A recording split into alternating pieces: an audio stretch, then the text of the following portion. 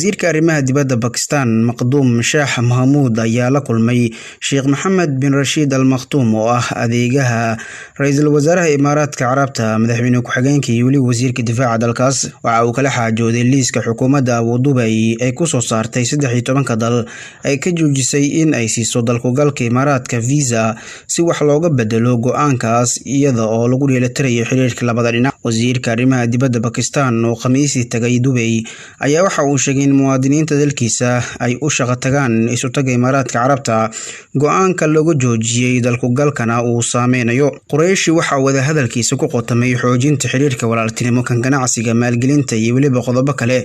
Wasaaradda arrimaha dibadda sidoo kale waxa ay dhigeeda Dubai kala xaajootay qurba joogta Pakistan, sidaas waxa lagu yiri war laga soo saaray kulankaasi.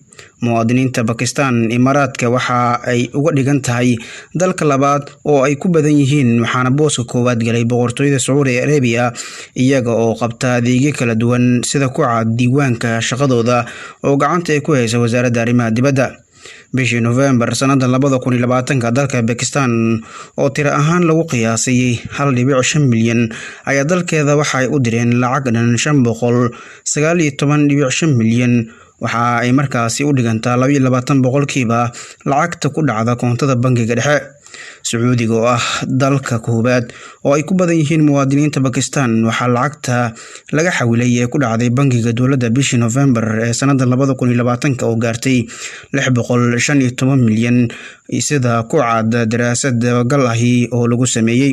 Xukuumadda Imaaraadka Carabta ayaa 18 bishii soo dhaafnay November ee sanada 2020 si lama filaan ah waxa ay u joojisay fiisooyinka dalkaasi la siiyo muwaadiniinta 13 wadan sababo amni awgeed, waxaana ay kala yihiin wadamadaasi Algeria, Iran, Iraq, Kenya, Lebanon, Libya, Pakistan, Soomaaliya, Syria, Tunisia, Turkiga iyo waliba dalka Yemen.